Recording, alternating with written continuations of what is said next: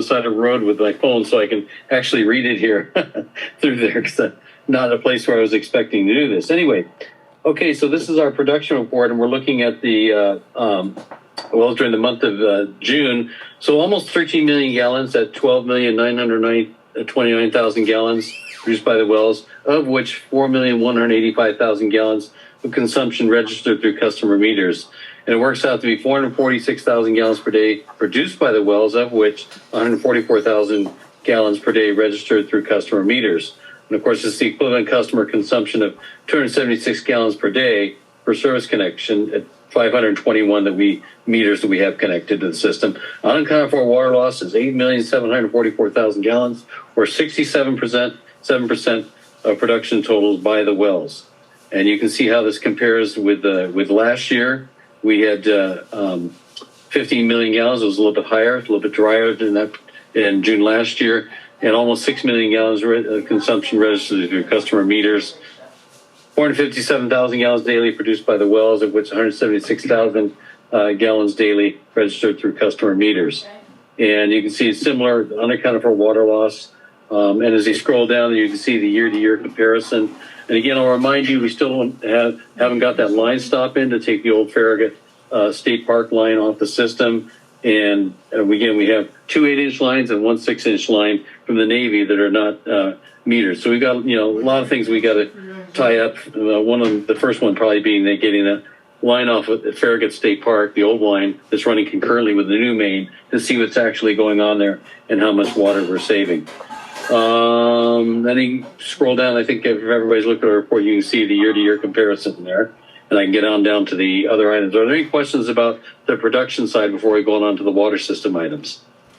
Bob, I have just a question about why water usage that was consumption registered through customer meters was so much lower this June than last June. Was it just because it was so cold and rainy that people didn't have their sprinkler systems online, or what? Because it was, that's 1,700,000 gallons difference. Yeah, that's a lot of has to do with, because we did have some rainy periods in June. I'll also remind you that as our 50-year-old meters get older, the more they get older, the lower they read in the customer's favor. They just don't register properly. So that's another issue we'll be addressing. Although I still think the biggest issue to address is the line at Farragut State Park, getting it offline, and then also after that, we need to look at. Let's see, lost my train of thought. Getting that off, looking at the meters themselves, and also the Navy base. That's the other one I wanted to mention. We need to. That's an ongoing one we have to address, because it's not a cheap fix to try to locate, and put meters in on 2 8-inch lines and a 6-inch line. Yeah. Thank you. Okay, you're welcome. On the list, which may be on the main agenda for number B, is the EPA mandated water service line composition. Bob may have more on that a little bit later as it comes up in the agenda. And then, of course, remember, I put this report together over a week ago. So Cape Horn Road Line project was set to resume on July 17th, which it has resumed. While I'm giving you an update on that, I will mention to you, I'm assuming, I don't know if it is, Jesse, are you, Zach, or Ben on the line with us right now? Ben and I are. Okay. So Ben, I wonder if Ben was aware that today they went to do the Well 8 startup again with a generator. All the gas lines were hooked up this time. It was last time they were not hooked up. This time they are, but the pressure regulator and apparently line is undersized. So they had the same problem again. They couldn't get it going.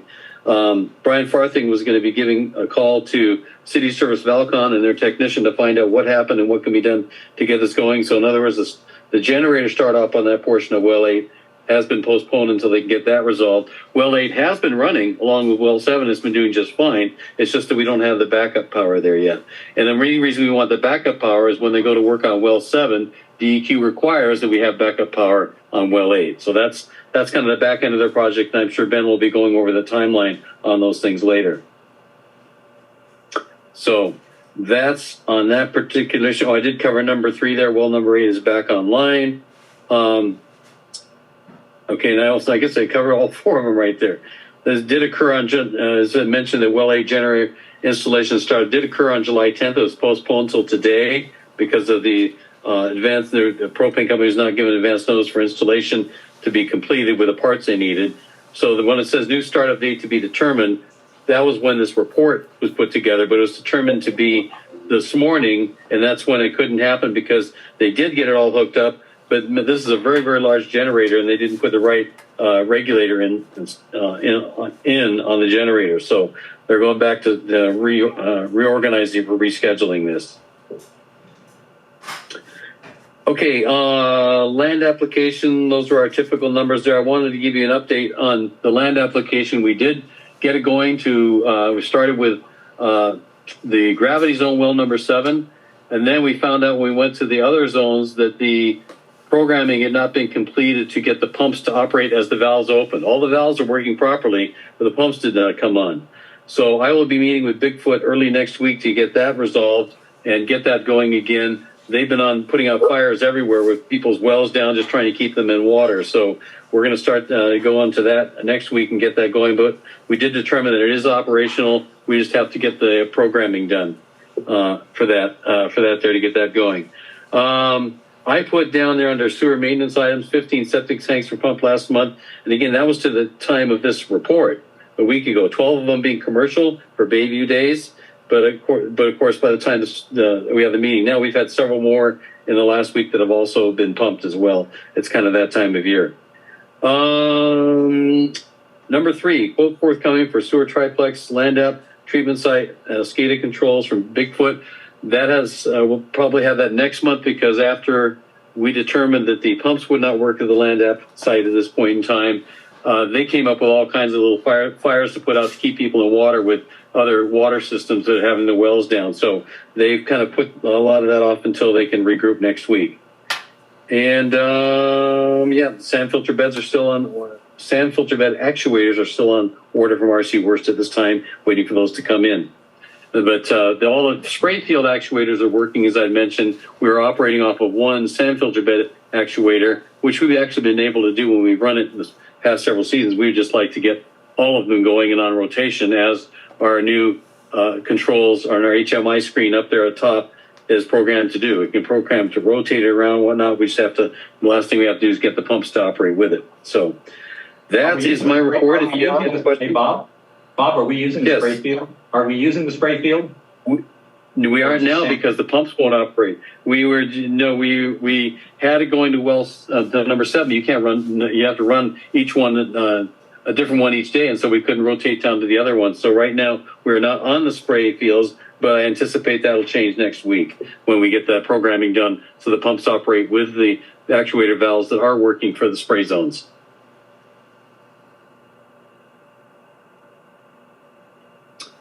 Okay, going up to well 8, Bob. Normally in the summer we sometimes are running both well 8 and well 7, but never in the same at the same time. Right. But well, if we didn't have the auxiliary generator, which we never have had a generator on there, have we been able to operate well 8 anyway? We can only operate well 8 when there's normal power from Kootenai Electric. It's been extremely rare that both have had to come on at any one time. The good thing that we have now is that we have our alarm system set up where if I get a notice there's low pressure or low reservoir, I can be notified and actually watch and see what's going on with the reservoir level. If that were to happen, oftentimes, with many water systems, that's early morning hours and everybody has automatic irrigation that it could run down, but then I can monitor it and then watch it go back up during the morning hours and then fill itself up at noon if that were the case. So right now we're okay. The main reason we need the generator there is when we take well 7 offline, we have to have backup power so we don't run out of water if there's a power outage when they're servicing and completing the work they need to do at well 7. And normally the generator doesn't work anyway unless the power power outage. Yeah, for well 7 now, and Ted, this is different from years ago. It used to be we'd have to manually turn on the generator at well 7, but a couple of years ago we put an automatic transfer switch in there, so if power goes out, the generator automatically comes on, and when the system calls for the well 7 to come on, then it does come on and fill up the water tower. Okay. Okay. Are there any other questions? Thank you, Bob. Appreciate it. Okay. I think that if you don't mind, that'll do it for me to get back to the activities here in South Carolina while I still have time. I appreciate it. If something comes up, Jesse, just let me know. Okay, will do. Okay. Thanks, everybody. Enjoy. Safe travels. See you, Bob. Thanks. Okay. Engineering. Bye-bye.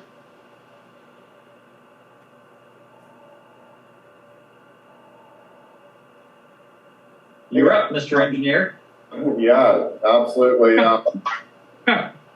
Ben? Yeah. Does everyone hear me okay? Or am I muted? Nope, you're good. Oh, okay. So in terms of on-call engineering, we still have the septic tank structural eval, tracking that. Jesse, the last I heard, I think Kyle is taking this on mostly, but didn't we get you some info on this? Was there anything else that